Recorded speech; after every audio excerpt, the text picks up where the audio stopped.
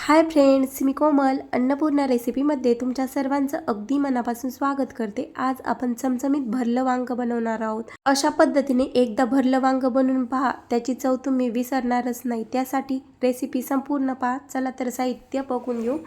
इथं अर्धी वाटी शेंगदाणे, थोडासा कढीपत्ता, एक कुडी लसूण, अर्धा चमचा धने आणि किसलेलं अर्धी वाटी खोबरं घेतले। आता आपल्याला गॅसवर कढई मांडायची आणि कढईत अगदी पाव चमचा तेल टाकून घ्यायचे। तेल टाकल्यानंतर आपल्याला गॅसची फ्लेम मीडियम करायची आणि मीडियम गॅसवर हे शेंगदाणे छान असे खरपूस भाजून घ्यायचे।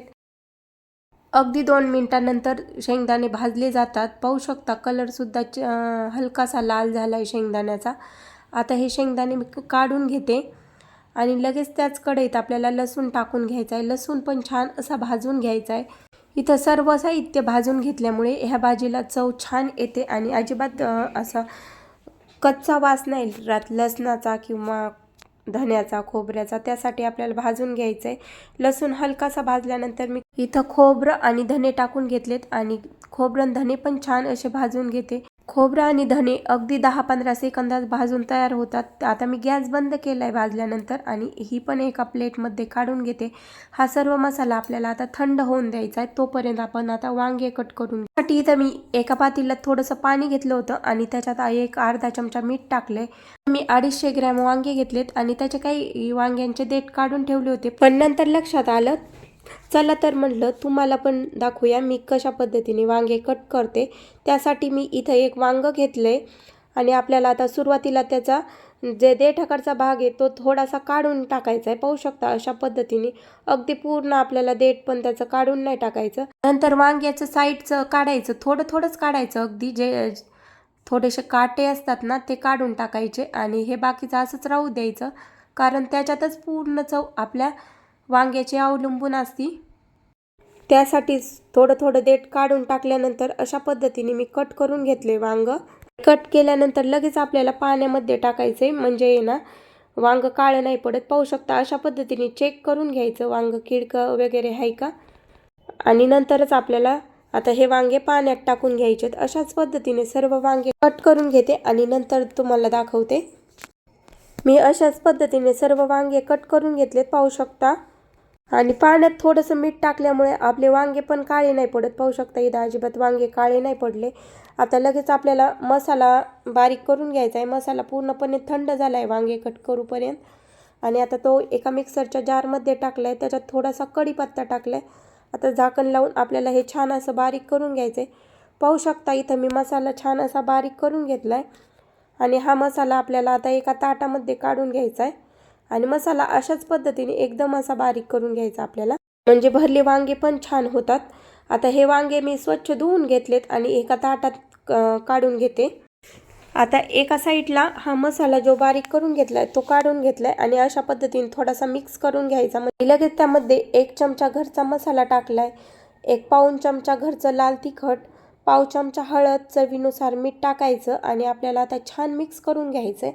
ह्याच्यात तुम्ही थोडासा पाण्याचा शिपका देऊ शकतात किंवा मग थोडंसं तेल टाकू शकता। शक्यतो थोडंसं तेल टाकायचं, पाव चमचा अगदी, आणि छान मसाला मिक्स करून घ्यायचा, कारण ह्याच्यात तेल टाकल्यामुळे ना पूर्ण मसाल्यापर्यंत तेल पोहोचतं आणि वांग पण आहे ना आतून छान असं मस्त शिजलं जातं। त्यामुळे आपल्याला थोडंसं तेल टाकायचं आणि आता वांग्यामध्ये मसाला भरून घेते। पाहू शकता अशा पद्धतीने आपल्याला सर्व वांग्यांमध्ये मसाला भरून घ्यायचा आहे। पाहू शकता मसाल्याच्या अशा पद्धतीची मूठ झाली की व्यवस्थित असा मसाला त्या वांग्यामध्ये भरला जातो आणि मसाला बाहेर पण नाही येत। त्याच्यामुळे अशा पद्धतीने मसाला आपला झाला की अगदी भाजी मस्त होते। मसाला भरल्यानंतर आपल्याला अशा पद्धतीने वांग प्रेस करून घ्यायचं, म्हणजे व्यवस्थित मसाला भरला जातो आणि बाहेर निघत पण नाही। आता एका वांग्याचाच मसाला उरलाय, तर नंतर सांगते मी त्याचं काय करायचं। आता गॅसवर कढई मांडली आणि कढईत आपल्याला 2 चमचे तेल टाकून घ्यायचं आहे। तेल छान तापलं की आधी चेक करायचं, 2-3 जिरे टाकून छान तापलं की लगेच आपल्याला त्यामध्ये अर्धा चमचा जिरे टाकायचं आहे आणि कढीपत्ता टाकायचा आहे। इथं मी मोहरी टाकलेली नाही, आपल्याला शक्यतो ह्या भाजीमध्ये मोहरीची गरज पडत नाही त्यामुळे मी टाकली नाही। आणि पाव चमचा हळद टाकून घ्यायची आणि हळद टाकल्यानंतर अगदी चिमूटभर मीठ टाकायचं आहे। त्याची चव पूर्ण तेलाला लागली जाते आणि भाजी आपली तितकीच चविष्ट बनते. मग त्यामुळे मी ते थोडंसं चिमूटभर मीठ टाकले आणि नंतर आपल्याला अशा पद्धतीने वांगे टाकून घ्यायचे. त्याची फ्लेम इथं एकदम लोच ठेवायची आणि झाकण ठेवून आपल्याला हे वांगे 2 मिनिट छान असे वाफवून द्यायचे. 2 मिनिटांनंतर झाकण काढायचं आणि वांगे व्यवस्थित असे आपल्याला मिक्स करून घ्यायचे. अलटीपलटी करून घ्यायचे. पाहू शकता आता खालच्या साईडनी वांगे छान असे परतले गेले. आता आपल्याला वरच्या साईडनी छान परतून घ्यायचे आणि जो उरलेला मसाला होता तो पण टाकून घ्यायचा आहे अशा पद्धतीने.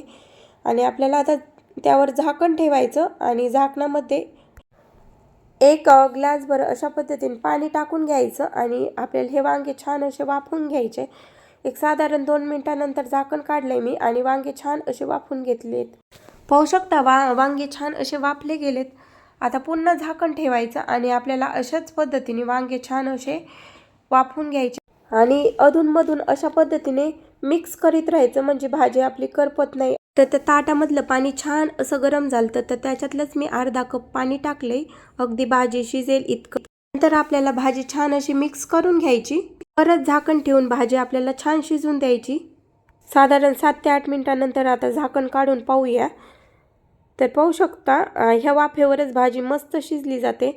आता मी झाकण काढले आणि पाहू शकता तेलसुद्धा भाजीला छान असं सुटलंय आणि भाजी छान शिजल्यासारखी दिसते. तरी पण आपण आता चेक करून पाहूया की ही वांग्याची भाजी व्यवस्थित शिजली का नाही. कढईमध्ये 1 वांग घेतलंय मी आता आणि इथं आता चमच्याने चेक करू कारण भाजी गरम आहे.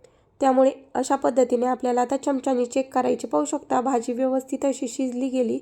चमच्याने स्मॅश होते. गॅस बंद करायचा आहे आणि मी आता ही भाजी एका प्लेटमध्ये काढून घेते. अशा पद्धतीने वांग्याची भाजी नक्की एकदा बनवून पहा. बनवायला खूप साधी सोपी रेसिपी आहे आणि खायला तितकीच चविष्ट. ही वांग्याची भाजी ज्वारीच्या किंवा बाजरीच्या भाकरीबरोबर तर अप्रतिम अशी लागते. तुम्ही चपातीबरोबर किंवा भाताबरोबर सुद्धा खाऊ शकता. नक्की बनवून पहा. आपण टिफिनला सुद्धा देऊ शकतो. अशा पद्धतीने भरल्या वांग्याची भाजी बनवली तर नक्कीच सगळ्यांना आवडेल. रेसिपी आवडली असेल तर लाईक करा. चॅनलवर नवीन असाल तर चॅनलला सबस्क्राईब करा म्हणजे तुम्हाला असेच नवनवीन व्हिडिओ पाहायला मिळतील. सोबतच कमेंट्स करून सुद्धा सांगा तुम्हाला ही वांग्याची भाजी कशी वाटली. पुन्हा भेटूया अशाच मस्त रेसिपी सोबत. तोपर्यंत बाय बाय.